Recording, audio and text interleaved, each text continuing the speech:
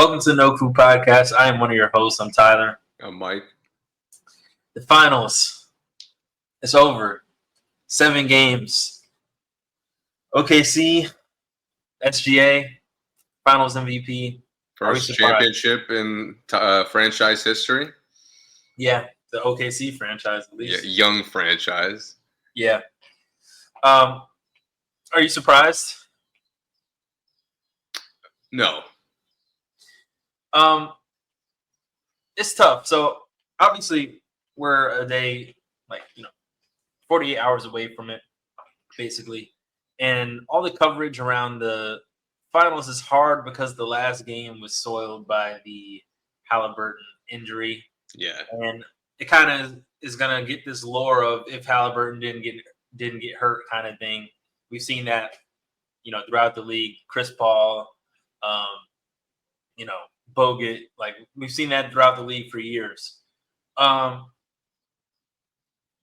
do you feel when Haliburton went down? I don't mean like as a fan, but like for the game, did you lose interest in the game after Haliburton went down? Yeah. Because I believed in Indy the whole way. Yeah.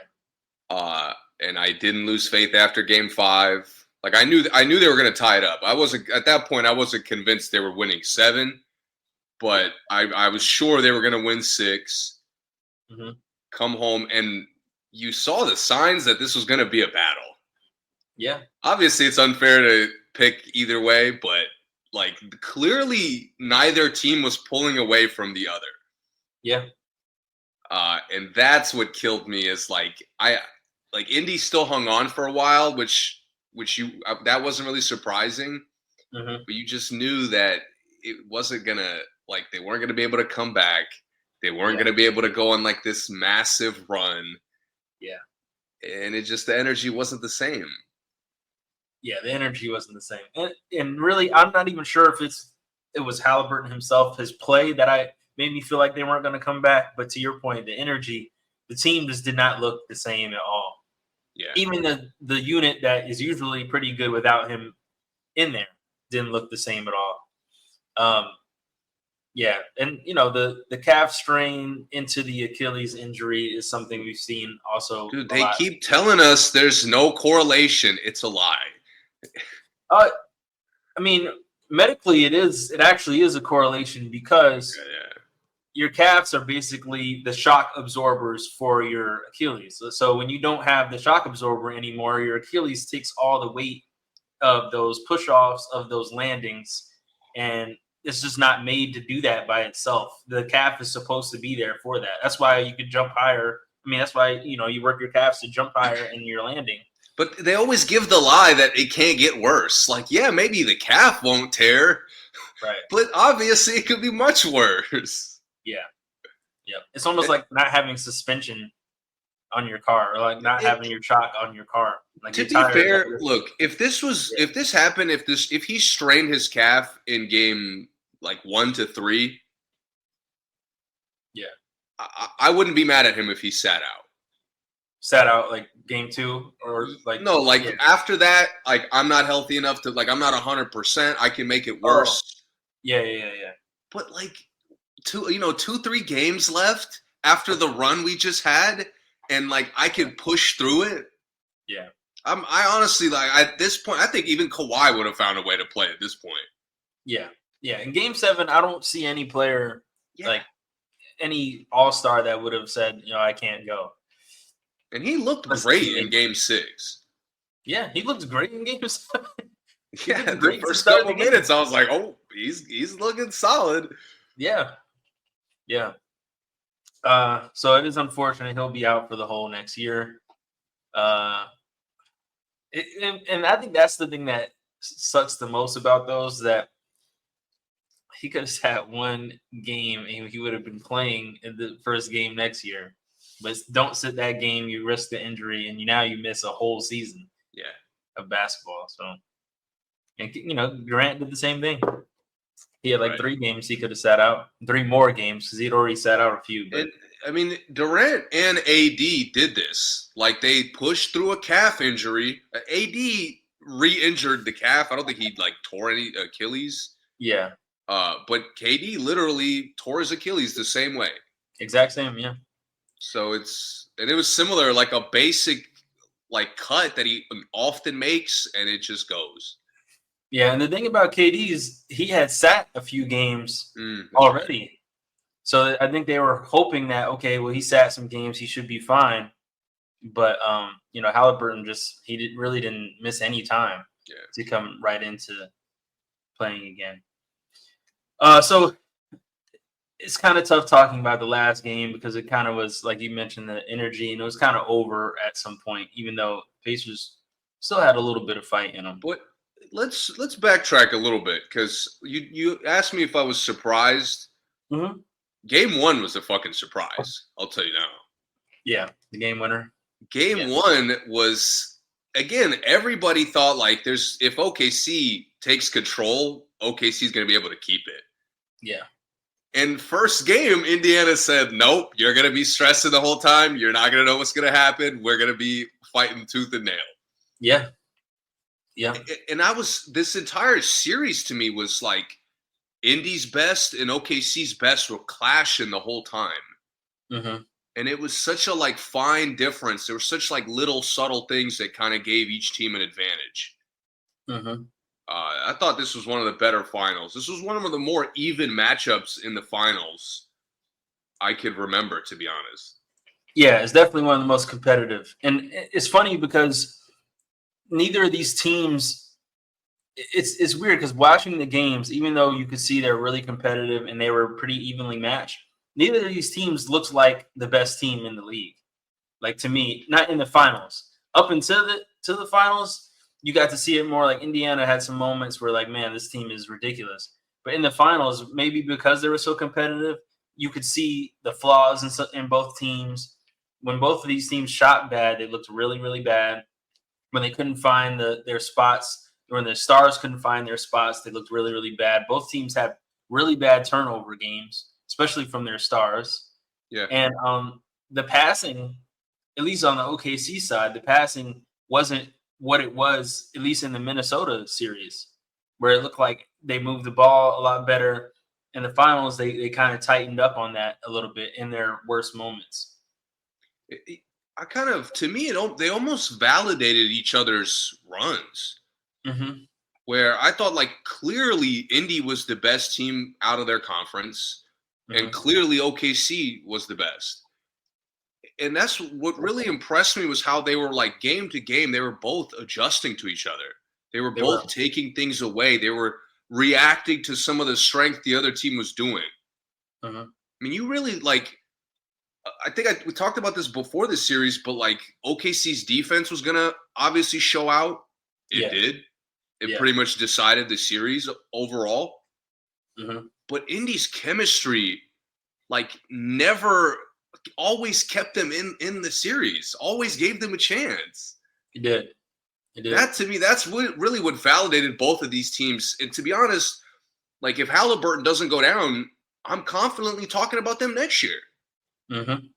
Because to me, again, they made each other look a little bit worse, but the other teams in their conferences aren't exactly catching up. Yeah. If anything, if you don't think these teams were that good, it just goes to show that the league is kind of in a bad spot right now. It is really open. It is. Right. And this entire playoffs, the injury issue was, a major downer. I mean, Indiana gets lucky by the injury problems every year. I mean, it's 2 years of luck, and it runs out at the worst moment. I know, and they lose all next year with. Yeah, it sucks. And I'm not so confident that they won't still be really, really good. And Haliburton's, one of the engines that drives them, but I don't think he's the sole reason for a lot of the things that they do well. I think moving Nembhard to the one next year could be something they do in more time for Mathurin, which is unfortunately something I mentioned this exact scenario a couple of weeks ago. Remember? Yeah. Yeah. So I think they have a good chance of being really, really good again, even with this injury. I think they might surprise people because, like you said, the chemistry is what stands out about them. They play together. Yes. And so many of the guys come off the bench and are just ready ready to make impact in the game. And Carlisle has such a good feel for like who to play more, who to play less, what lineups work. Yeah. I mean, I think again, I wouldn't change too much if I was this team. I'd just kind of let Haliburton come back. Yeah. And OKC is an even better situation because they got another really high draft pick. They got draft picks for years. Yeah. I don't know when they're going to run out of picks. They have the picks of a lottery team while they're on a dynastic potential run. Yep. That to me, I don't know how you feel about this. OKC kind of dispelled the notion that young teams can't win. Mm-hmm. Because from last year, they get exposed. This year, they answered every question. Mm-hmm. And you kept thinking, I was guilty of this up until the finals. I'm like, they don't have the experience. They don't have the chemistry. Like, they don't have the structure to kind of distribute the ball a little more evenly. Mm-hmm. I kept thinking, like, they fall back to being a one-man show as much as the Knicks do. And everybody's telling me it doesn't work for the Knicks. Even more than the Knicks. Yeah, and it's not so much that, like, who's better between Brunson and Shea. Obviously, Shea's better. But if it's stagnant, I didn't believe in it. Mm-hmm. And OKC kept falling back on the defense. Yeah, their defense allowed them to not play good offense basketball and still be successful. Because a lot of the times their offense looks really bad, to me at least. They miss rollers on pick and rolls. They shoot like really, really bad for long stretches. Shea can go a whole game without passing, basically. 0 assists in game 5, I think. And I mean, they still managed to work Indiana in those stretches. But it is because the defense. Dort is like a underrated. Like, he could have been Finals MVP, honestly. Like, he had one of those moments where his impact on every single game, you could see it. And I know Indiana felt it. I bet if Indiana got to vote for Finals MVP, they would have voted for Dort. I'll tell you, a guy, if he shot better, Caruso was, if he shot the three a little bit better, he literally would have put up like Iguodala stats. Yeah, when he won his MVP. Yeah. So those two were like major impact players. And when the offense was stagnant and when Shea wasn't doing his thing or he was getting caught up in traps, those guys just saved the day on offense and defense. And Dort shot better than I ever imagined Dort would shoot in a finals series. In any series, he shot fantastic. So, yeah, good series. That was the interesting thing about, like, OKC made a complete run, one of the better, like, full seasons, one of the more dominating full seasons. Yeah. And there's clear potential for them to get better. It is. Yeah. I think a number of their players, like, are going to be hungry to get better after this. Mm-hmm. And, again, with all the picks you have, I can't imagine your cap space is in a bad spot. You're not paying for max guys. Right. I mean, the flexibility for, like, this team is going to be running it back for the next 5 years. And they have guys who, if they needed to trade them, are max guy level value. Like, if for some reason Jalen Williams wanted a supermax and they can't give it to him, they could trade Jalen Williams for – who wouldn't trade for Jalen Williams right now? Yeah. Like, any star right now, I'll take Jalen Williams. So at least a capable, like, substitute for his production. Yeah, right. Yep. Yeah, so they do have a lot of flexibility. I don't know if they're – so even with their defense and their play style, I think that will be the one thing that will be tested. Their roster, being how it is, will be fine. Yeah. I think that play style wise and even the way that Indiana exploited their defense a few times in this series will be something that going into next season, I'm curious to see if can hold up. Because they don't play offense. Like, a lot of times when we see dynasties, they play good defense and their offense is what no one can stop. But a dynasty being built only on defense usually hasn't lasted very long. It's just really hard to sustain. It is, yeah. And the thing is, once you've seen it so many times, like it just has to be a way for you to figure it out. And like that, offense is sometimes just is no way to outduel the offense. But I think it goes like Indiana's chemistry was on a level nobody else's was. Mm-hmm.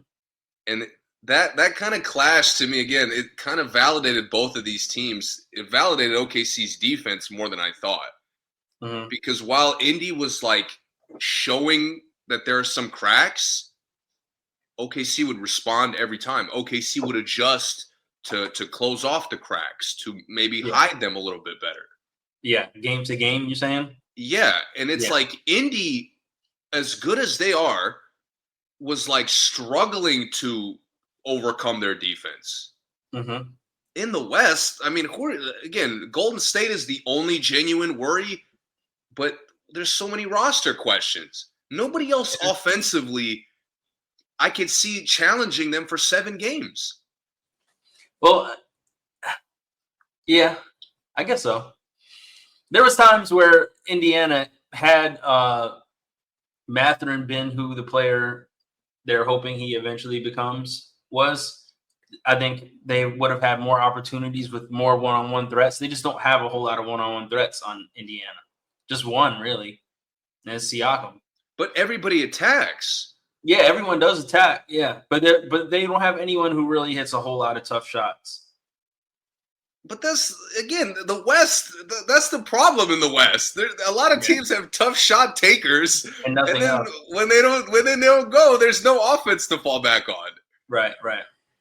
That's why again, OKC's like, even OKC falling back to being stagnant, they did it in the West better than everybody else. Yeah, it did, absolutely. Like they trusted Shea.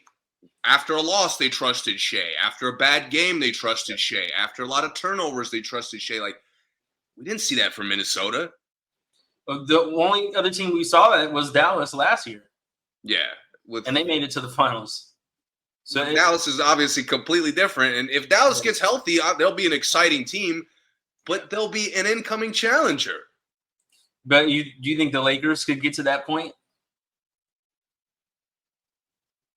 Yeah, and I'd say Dallas because Luka's one of the only other players who plays the SGA kind of game and is a better ball distributor.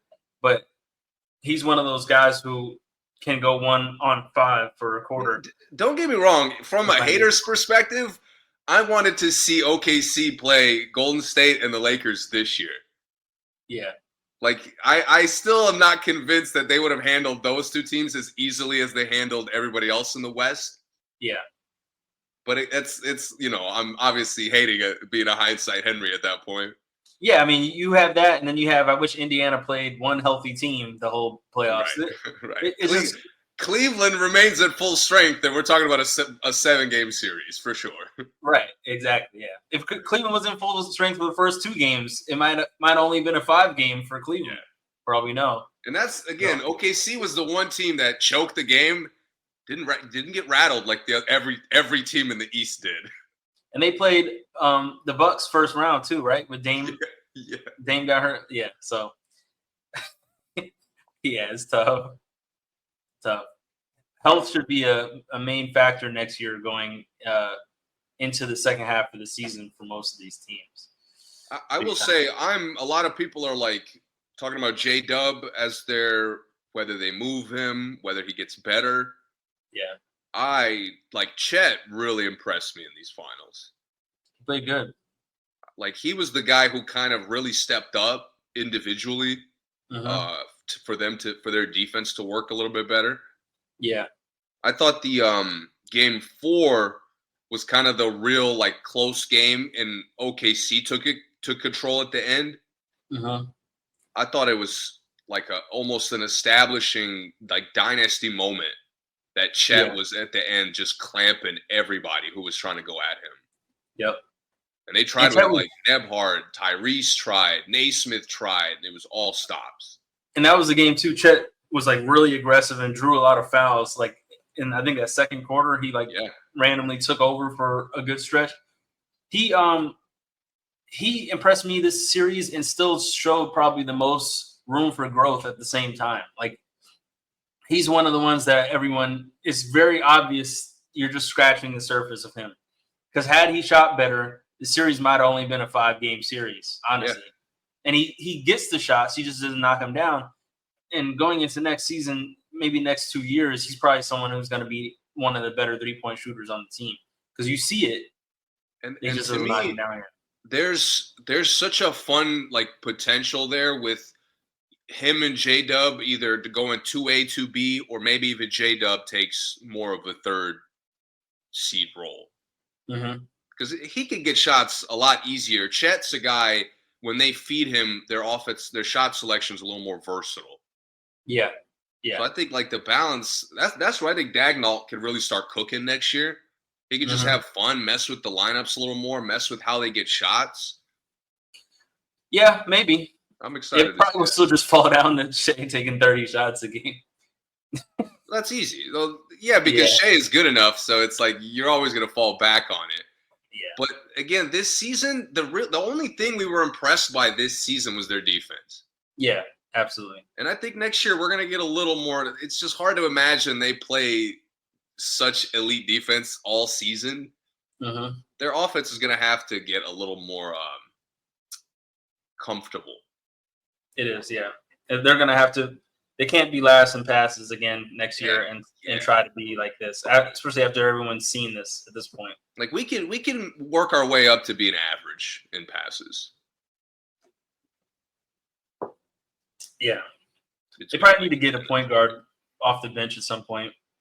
I use need loosely, but they don't really have any other ball handlers but SGA. A few times when SGA came out, what game was that towards the end where he sat a really long time? It might have been game. Was it the J-Dub game? 3? Oh, no. No, I think they lost it. And the Pacers had a really good fourth quarter, but they just had no one could handle the ball at all while he was out. And they were just turning the ball over, taking bad shots, turnovers. So I do think they'll need – that's somewhere a veteran, a campaign could fill that role. It's not like it's a major impact role. It's just someone that can bring the ball up and not turn it over when the star is out of the game. So we'll see how they run it back. But their chemistry is really good too. So I can't imagine they regress at all. Yeah. All right. So it is that season again. It is trade season. You want to start with the big one and then come down, or you want to go in chronological order? Let's go in order. Okay. Memphis Grizzlies finally traded Desmond Bane. This is a trade I've been calling for all season, especially at the trade deadline. But they traded him for Kentavious Caldwell-Pope, Cole Anthony, and 4 unprotected first-rounders. 4? That's crazy. First-rounders is crazy. And a pick swap, and 1 pick swap. So that you couldn't explain to me the mathematics. You could explain to me, and I would understand at the exact same level as when you started the explanation. Including the 16th overall pick in tomorrow's draft. A first-round selection in 2026, 2028, and 2030, and top 2 protected swap rights to a first selection in 2029. Also, the swaps for the Washington Wizards and Phoenix Suns. Hello. So they're about to get one of y'all's picks too. That's crazy. That's a guaranteed lottery. So they got 3 guaranteed lottery picks in this for Desmond Bane. So how do you feel about it for Orlando? I'll ask first for Orlando.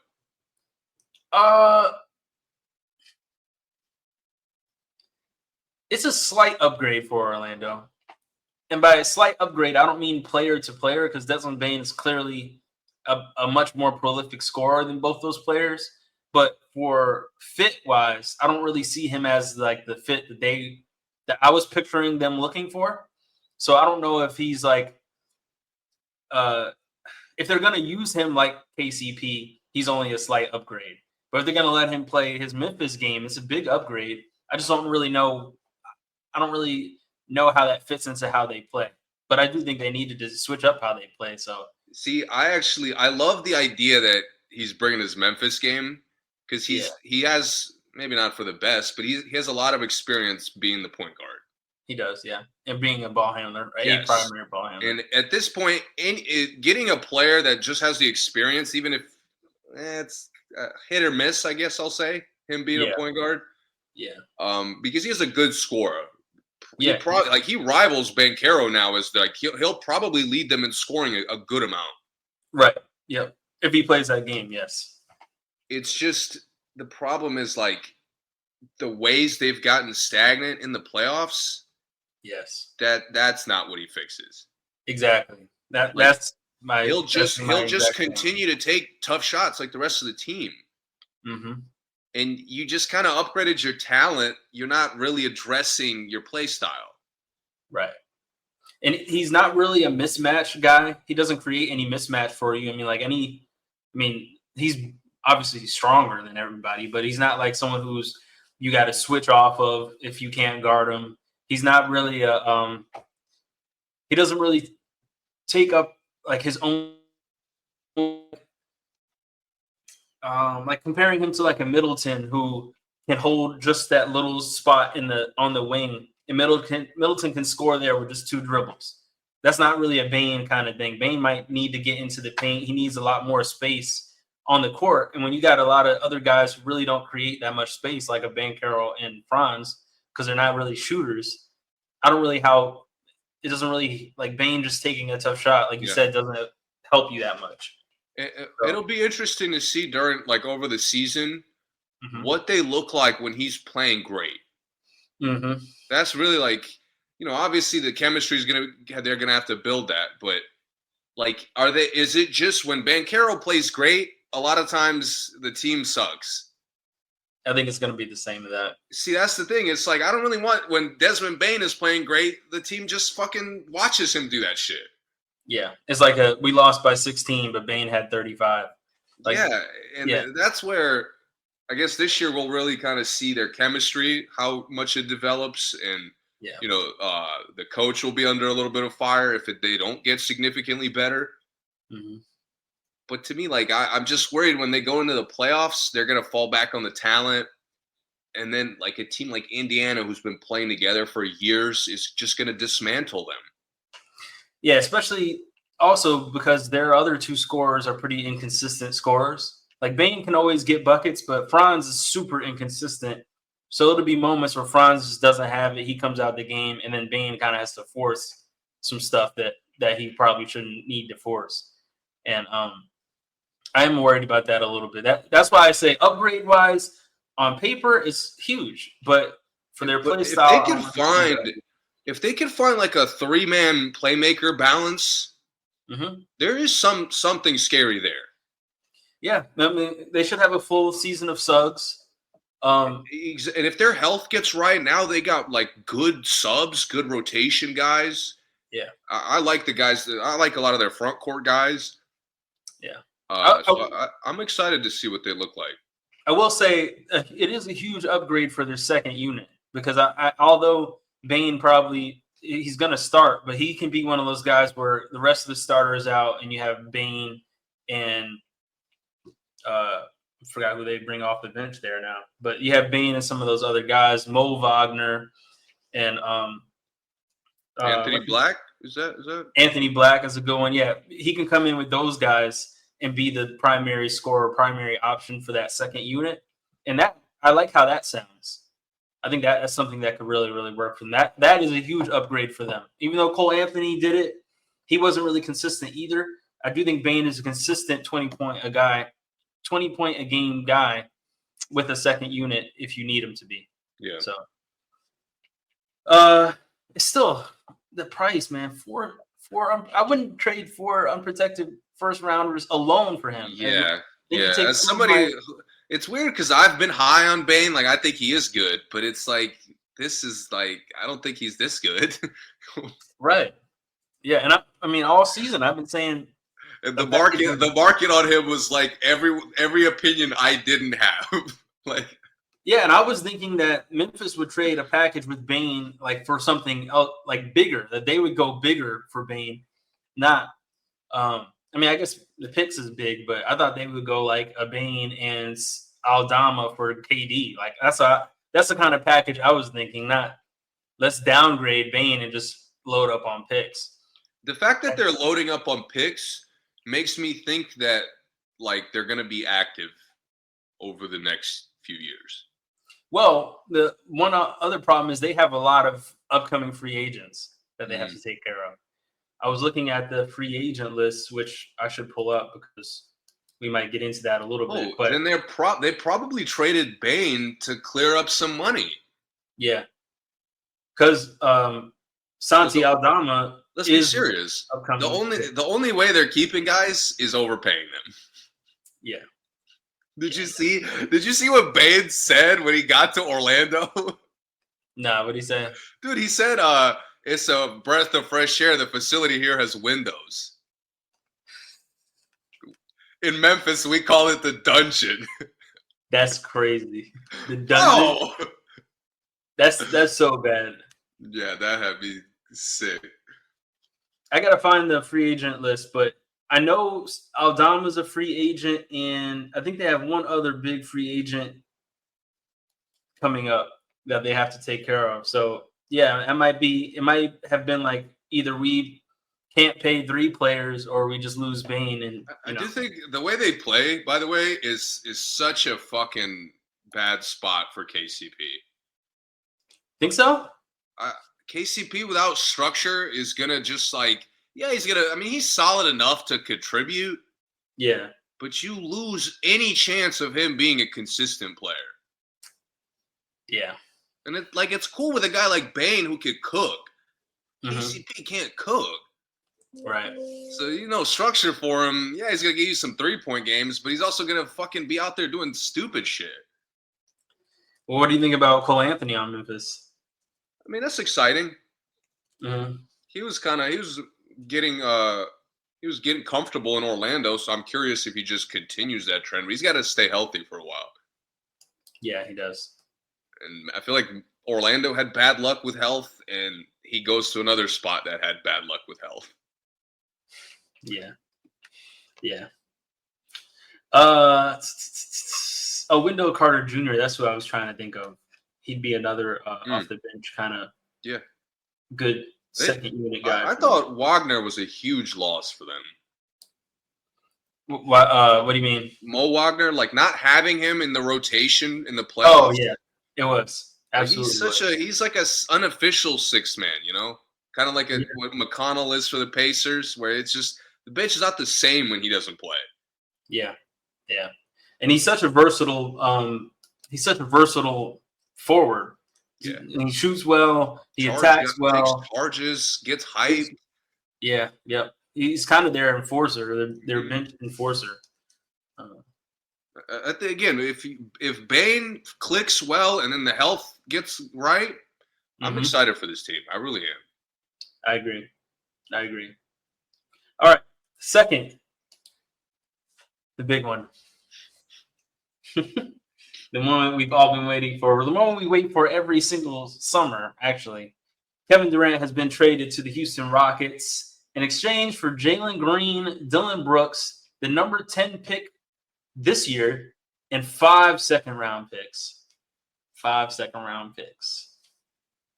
This is a very win-now trade for Houston, who I don't really see as like a win-now team.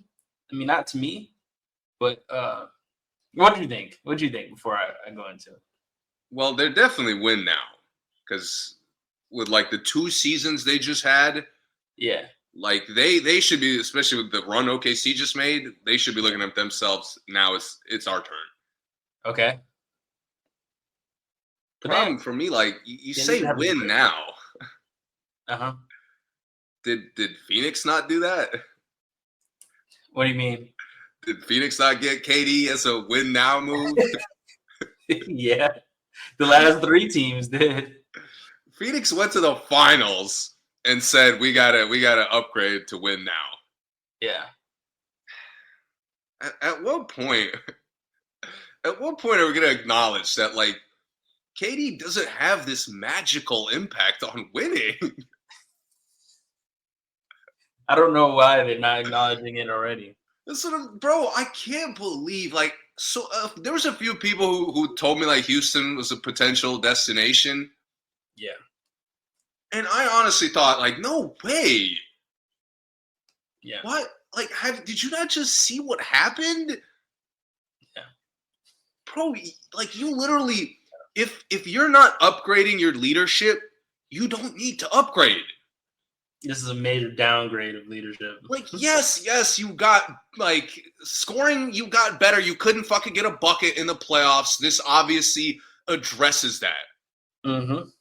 But you were in the game. You were in the series, even though you couldn't score.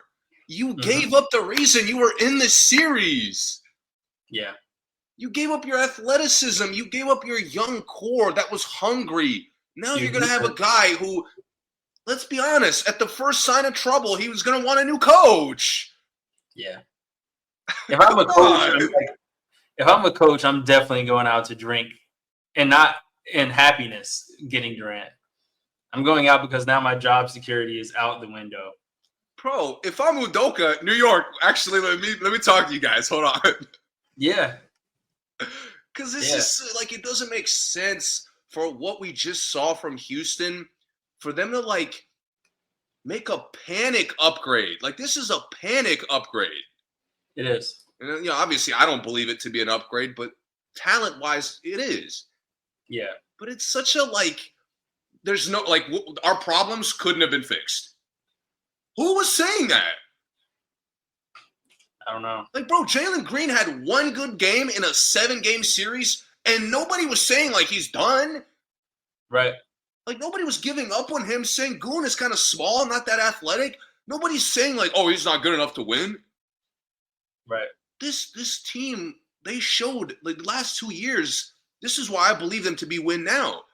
Their role players have gotten better.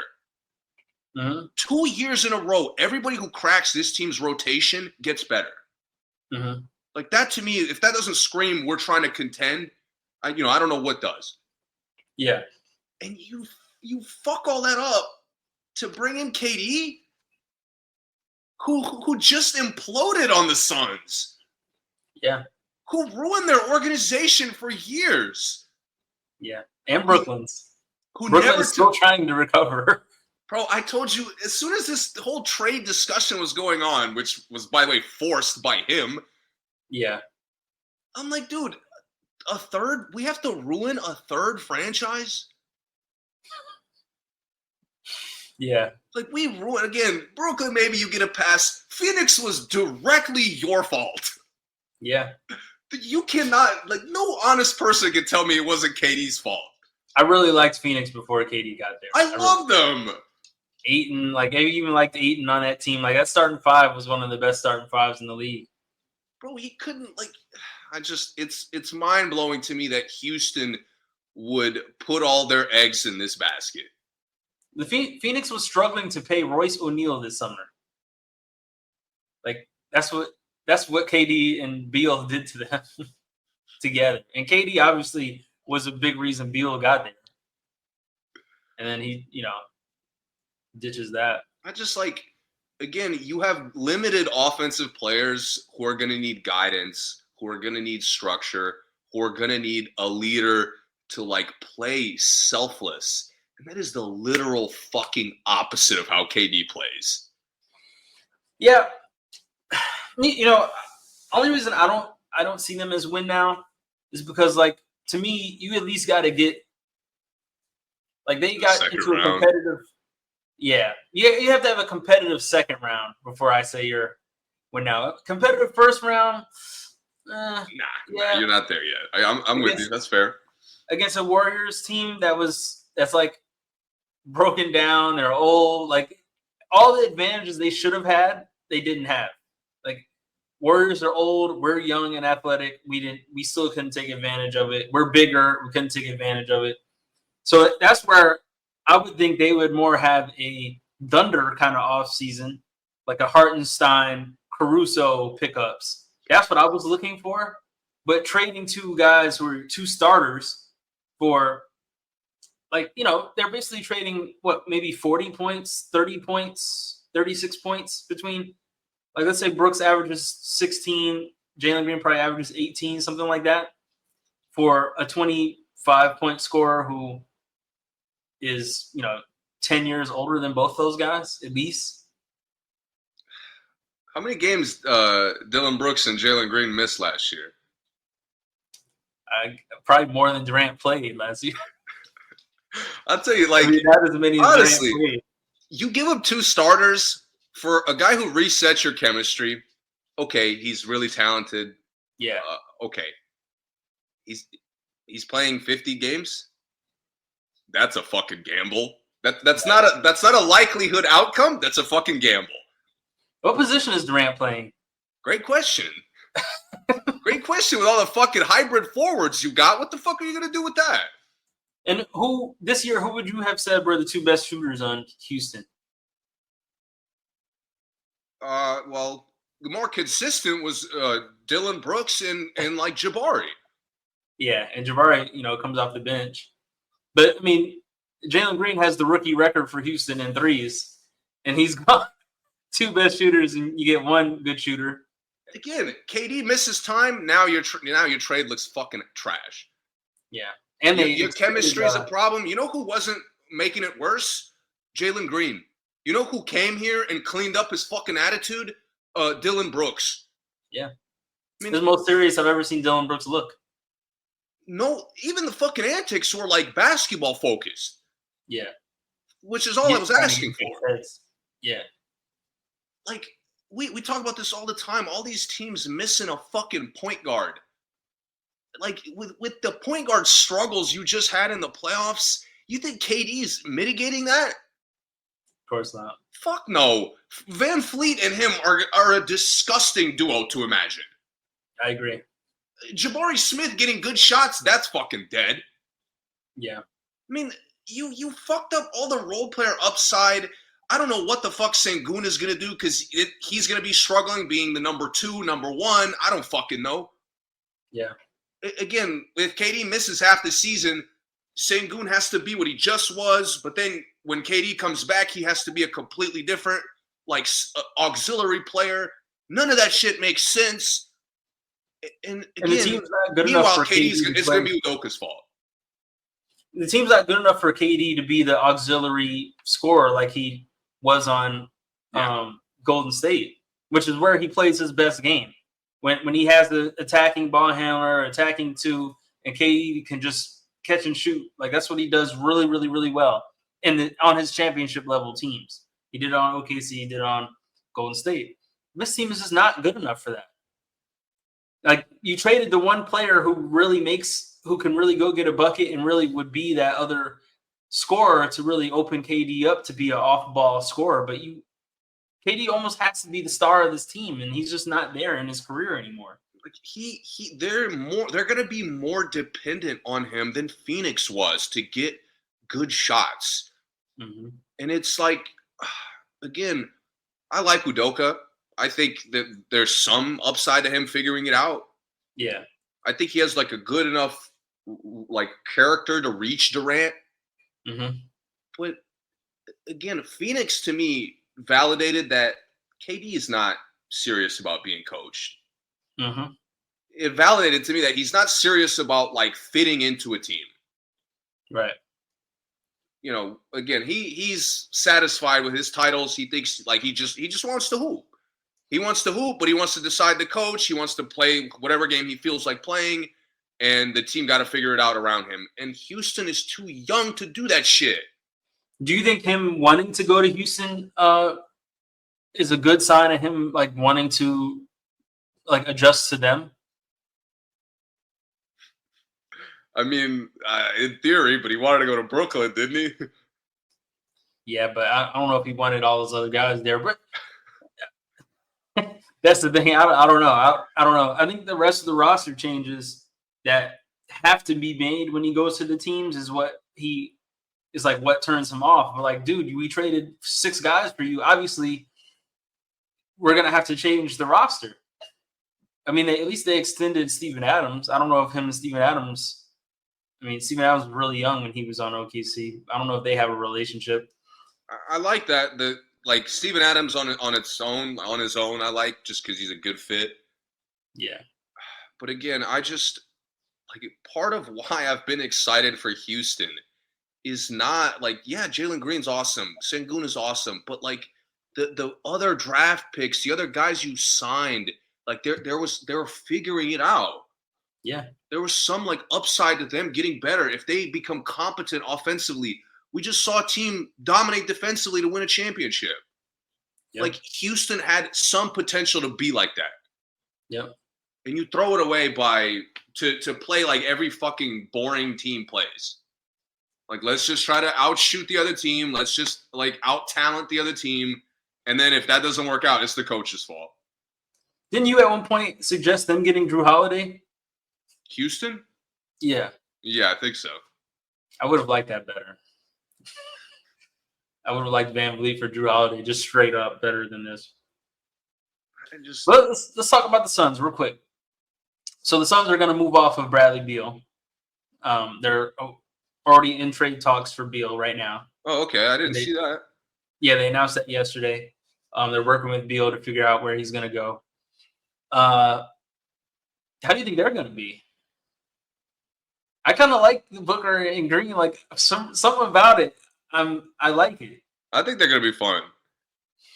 You think Booker's going to keep playing the 1? Honestly, yeah. Yeah.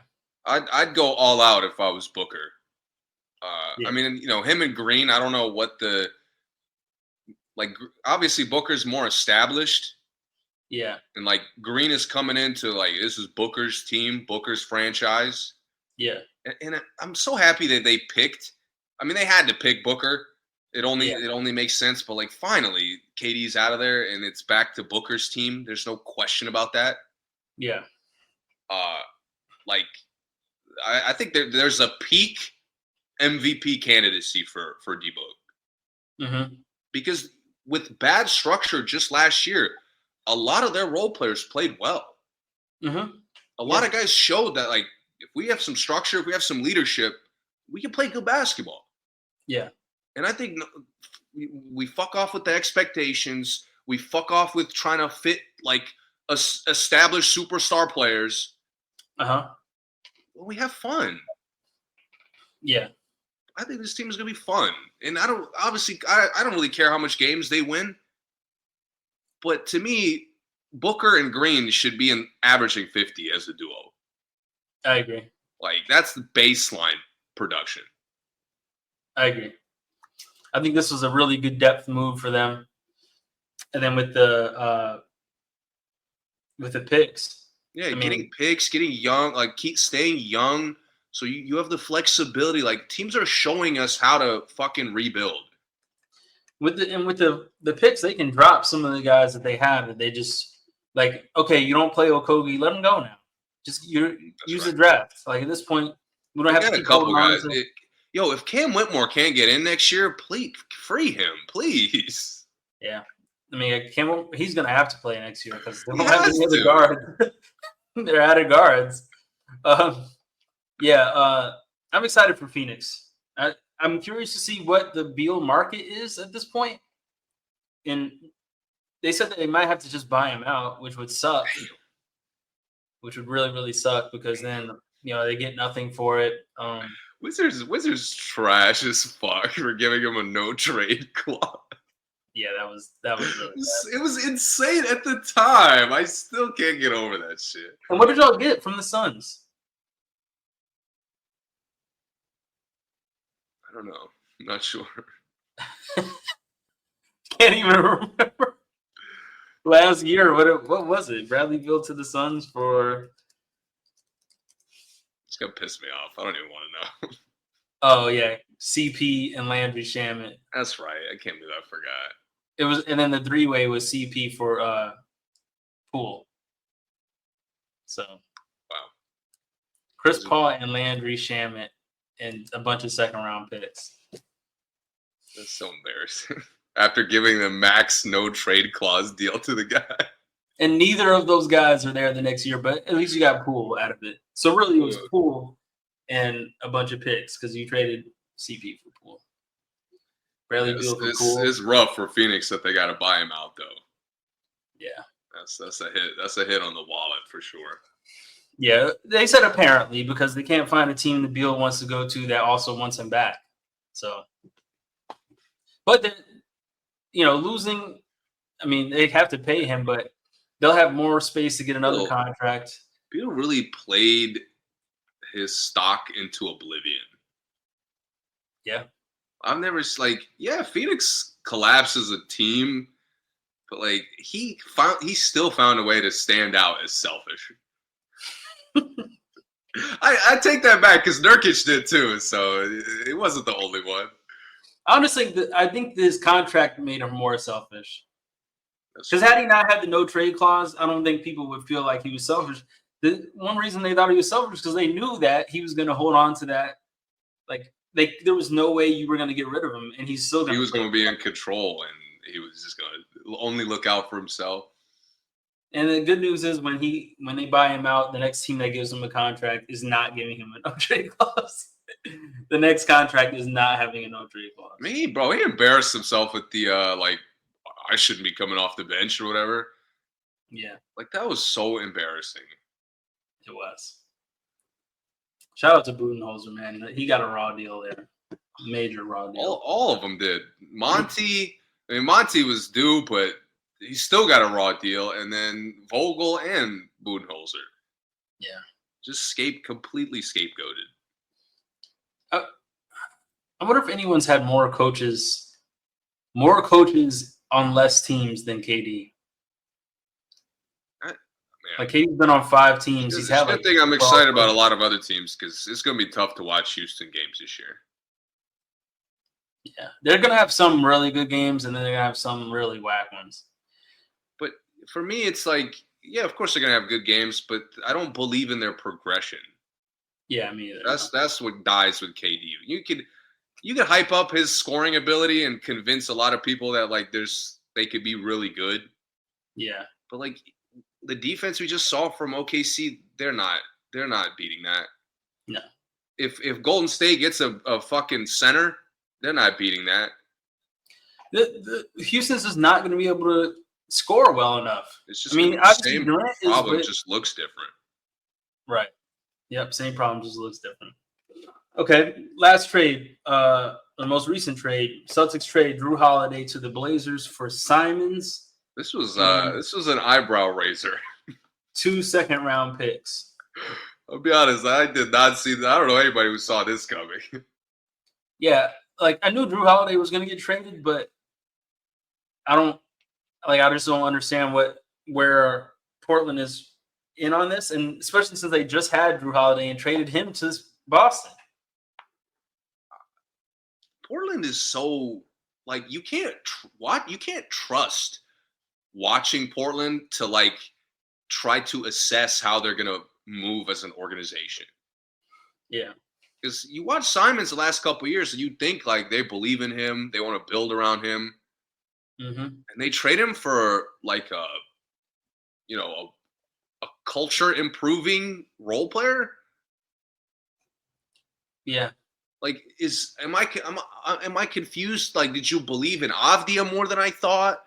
Do you think there's some upside to this roster that I'm missing? Because they won enough games to say next year we could be playoff caliber. Portland? Yeah. This next season? This next season.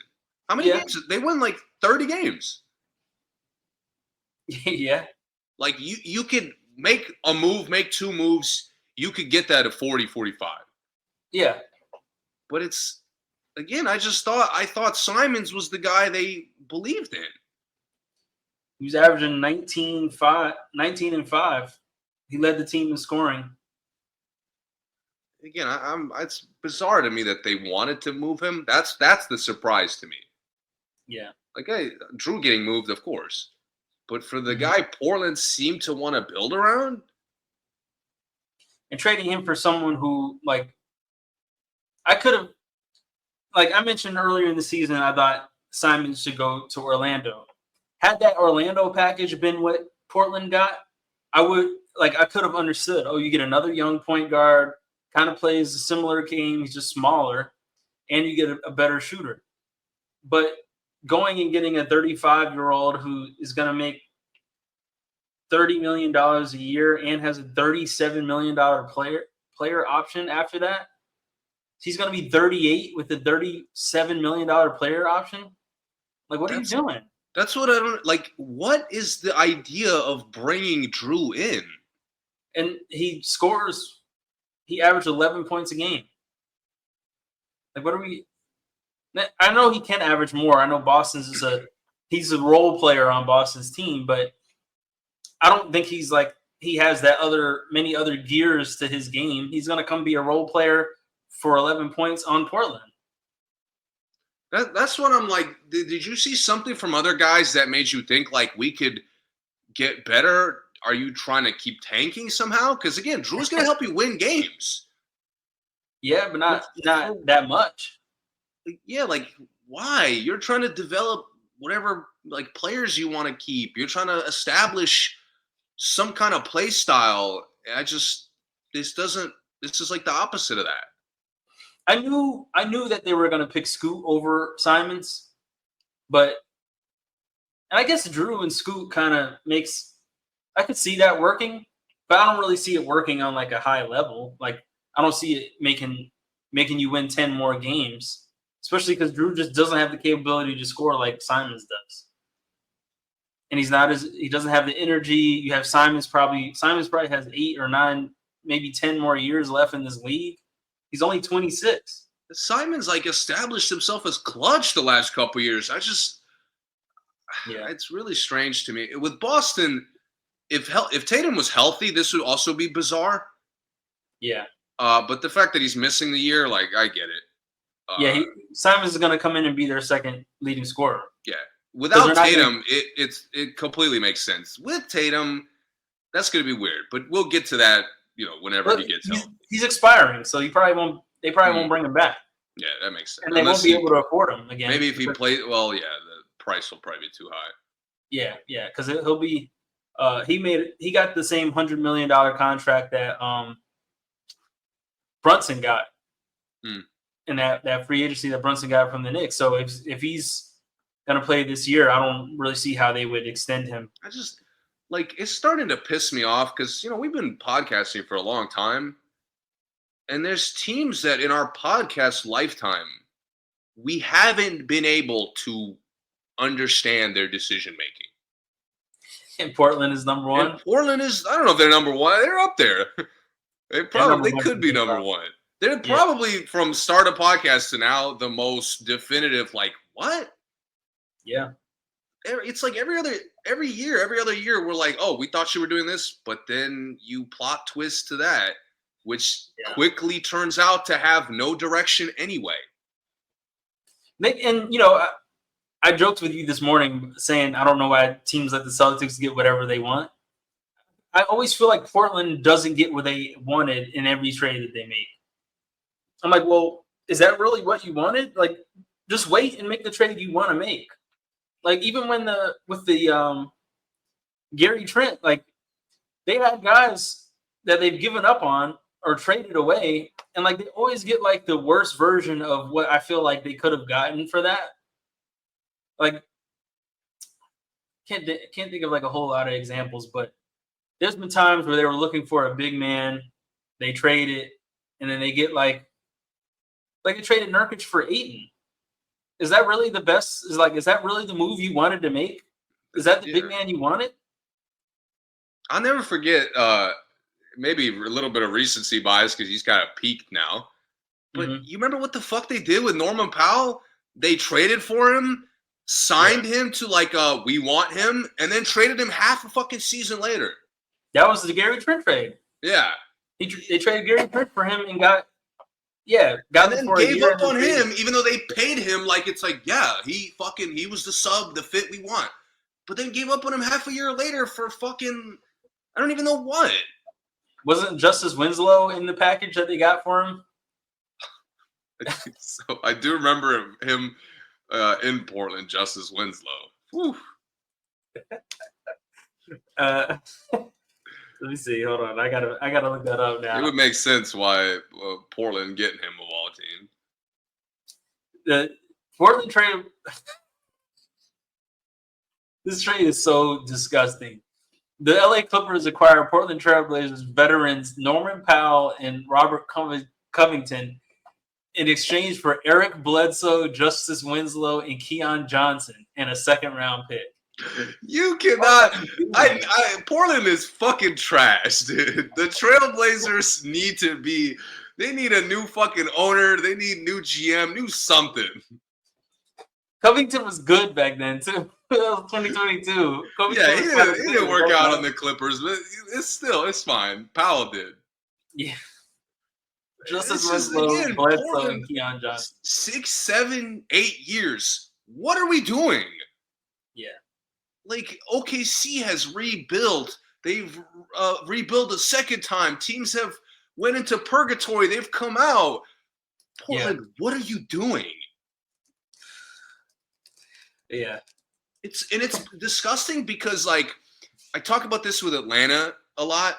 Atlanta's also in purgatory, but Atlanta is on the, if we get out, we could get out on the better side, like on the upside trajectory. Yeah. With Portland, they're on the fucking bottom side, where it's like another bad move or two, and you're completely trash for more years. Do you remember who they got for CJ McCollum? Oh, God.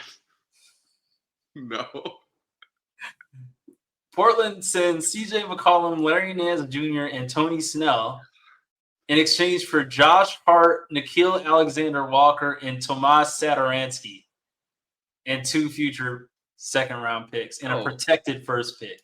If I'm remembering right, Josh Hart became a good basketball player after leaving. Nikhil Alexander-Walker became a good basketball player after leaving. Yeah. And Satoransky, even though, he came and went, also became a good basketball player after going there. He at least became an Olympian after he left there. But Chicago was after, right? And he was solid in Chicago for a little bit. Yeah. But he had a good Olympic performance after that. Yeah. Like he blossomed as an overall basketball player after he left. Yeah. Portland sucks. So Portland had Norman Powell, CJ McCollum, Covington, Damian Lillard. Why were we even winning games last year? How? Like, why? That's my questions. Why? Well, again, every time I watched them, maybe Chauncey is like trying to be a good coach, like trying to believe in the young players and find some sort of consistency. Yeah. But again, it's just bizarre to me that Simons, I thought, was the lead one, and he's the one you move. Now you kind of reset your young core building. Yeah. Again. Yep. And then their best pick this year is the 11th pick. They don't even have a top 10 pick. Bro, I can't believe Jeremy Grant wasted his fucking prime there. He wasted his whole career on this team. At his motherfucking peak, he went there and he stayed there. Yeah. Being greedy. Because he knows this team is going to give him more money than any other team. And again, another thing, you watch Portland, you see, he's a perfect example. This team, no direction, no structure, and he reflects that. Yeah. And he's someone that literally every team in the league could use. Dude, he could have been like the key, like what Aaron Gordon was for the Nuggets this year. Yeah. He could have been that for so many teams. I mean, he was that for they were traded. He was that for the Nuggets. Right. He basically was that for a while. Yeah. And went and got that money. Yeah. So yeah, those are the three big trades. Portland. We're still waiting for Giannis, obviously. Maybe, yeah. Well, since they said they're probably gonna buy Beal out, what team do you think Beal should go to? Off the top of your head.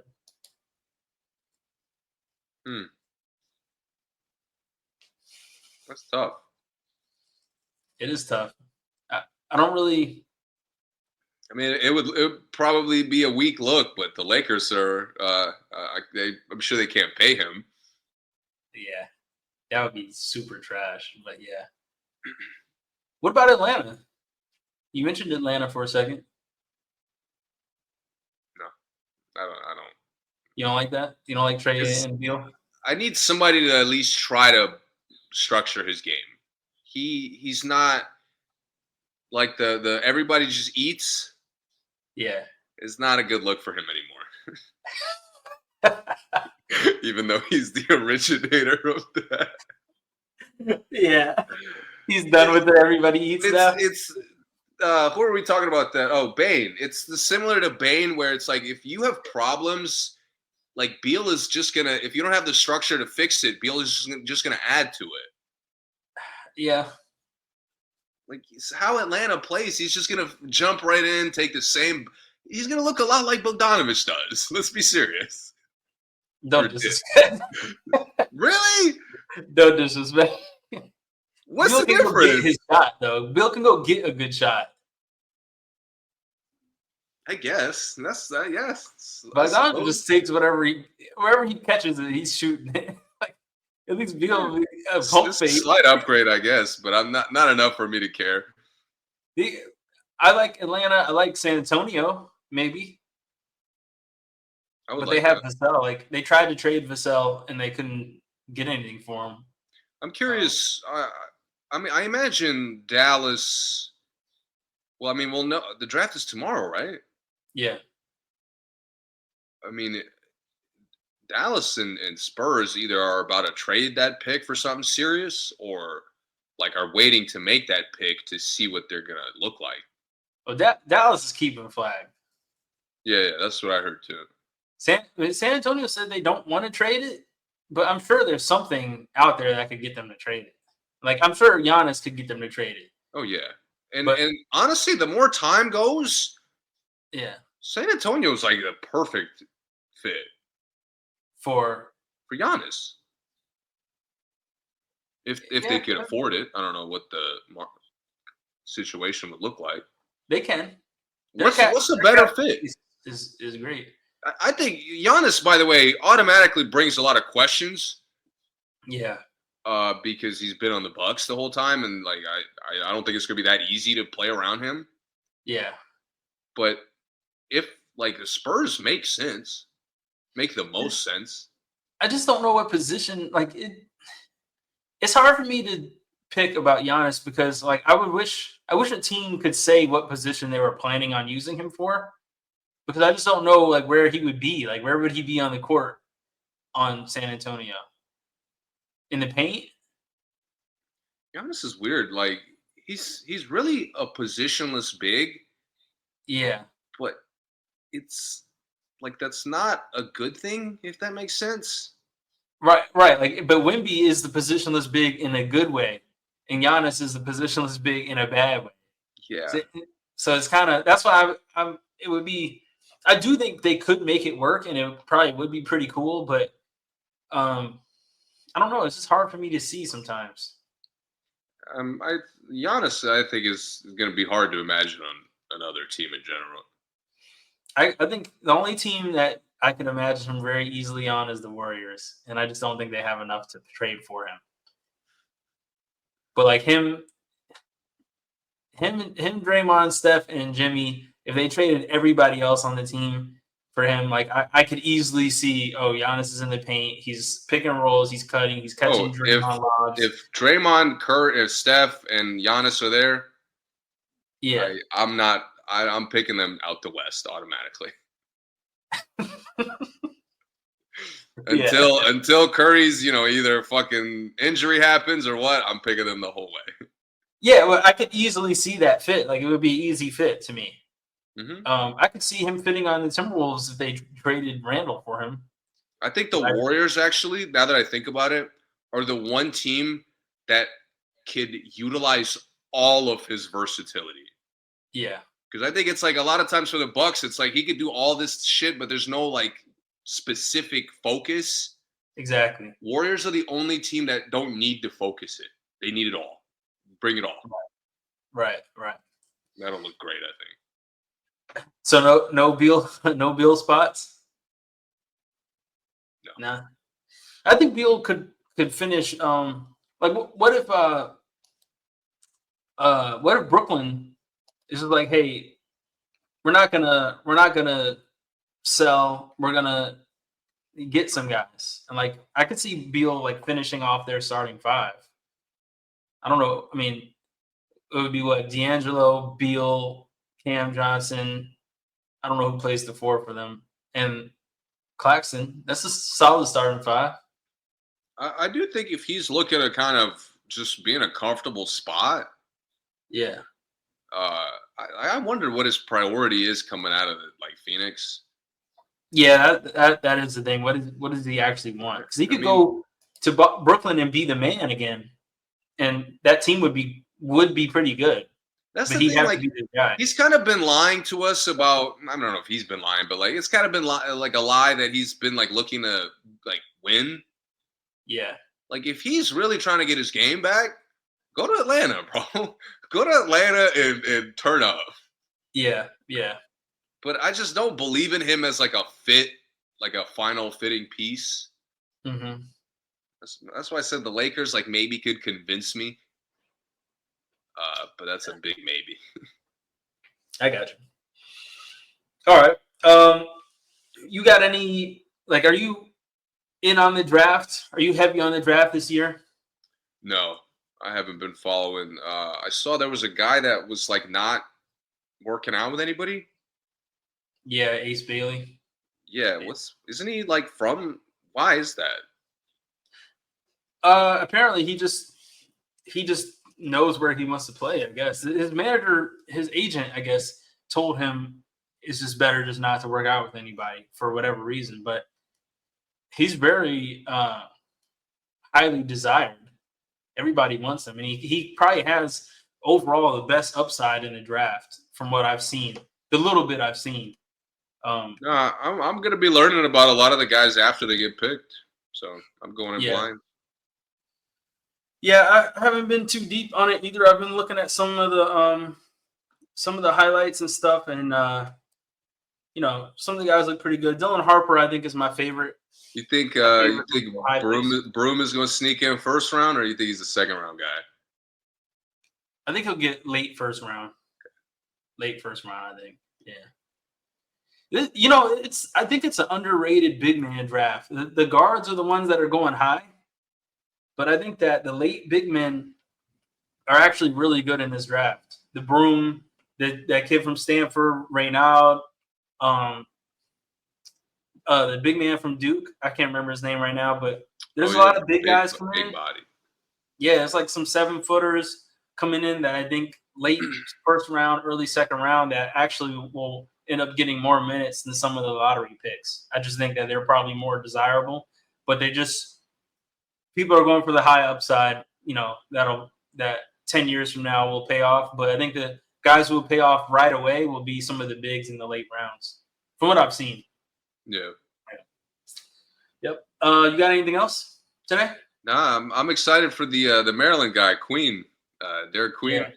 Queen's another one. He's another one. He's another big body that I think is underrated.